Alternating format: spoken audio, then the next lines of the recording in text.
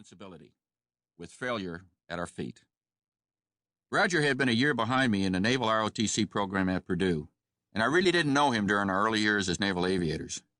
But when we were both among the 14 astronauts announced in 1963, our lives became linked. When all else fails, line up alphabetically. Cernan, then Chaffee. In the official group photo and on many other occasions, he was right there beside me. Only 6 weeks had passed since our family shared Thanksgiving dinner at their place next door. Roger and I had bonded. We shared a dream. We were, in a special way, brothers. And now he was dead. I am a second-generation American of Czechoslovakian descent, born on March 14, 1934, at St. Anthony's Hospital in Chicago.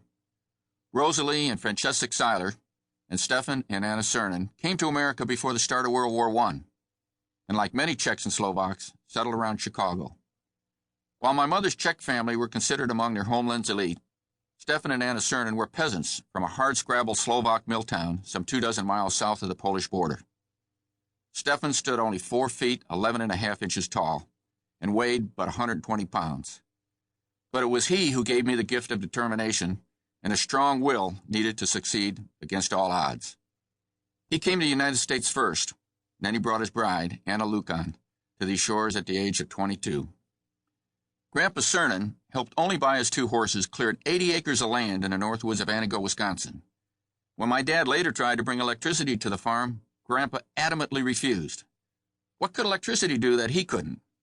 And some people wonder where I got my stubborn streak.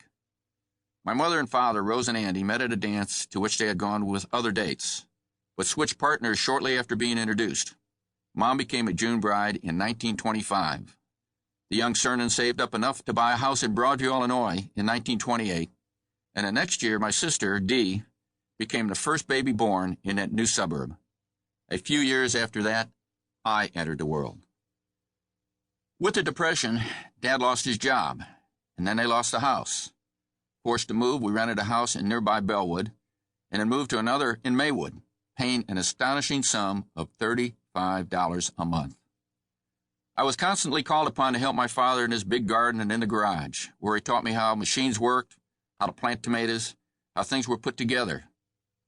He could do anything from repairing a toilet to overhauling an engine, and I was constantly pushed to always do my best. The family frequently went to one of the nearby suburbs to see a double feature at the movie theater, where I found myself paying attention to the movie-tone news and reports from the war in the Pacific. Brave pilots of the U.S. Navy flew out to attack the foe, shot their way to victory, and then flew back to a bobbing, weaving aircraft carrier. Now that looked like fun. I pushed my feet on a seat before me in the theater, pulling back imaginary controls, and it dawned on me, that's what I want to do.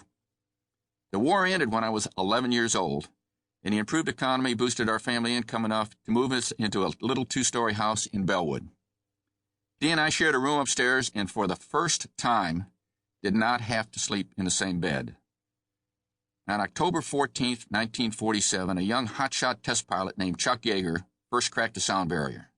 Down in Texas, Werner von Braun was writing Spaceflight, a program for international scientific research.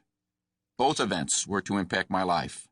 Yeager's accomplishment by opening a new age for jet planes, and von Braun by formalizing his plan to explore space. I would, in years to come, get to know them both. The Korean War started as I became a high school senior. I wasn't going to dodge Korea, but if I went, it would be as a naval aviator. I applied at the start of my senior year in high school for a naval ROTC scholarship. I passed with a high score and signed up for the NROTC program at Purdue, a full-ride scholarship plus spending money. The Navy, however, said that the Purdue slots had already been filled and offered me the same deal at the University of Illinois.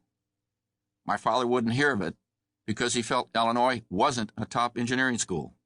The Navy then offered a partial scholarship at Purdue, a program with a pittance of financial help and a commission in the Naval Reserve. I knew my entire family would have to work hard to pay for me to attend Purdue, but at Dad's insistence, I reluctantly agreed. In June of 1952, I graduated from Proviso High, ranked 14th in a class of 762. I was off to Purdue, which would be the doorway to my dream of flying airplanes from the decks of carriers, although I had never laid eyes on an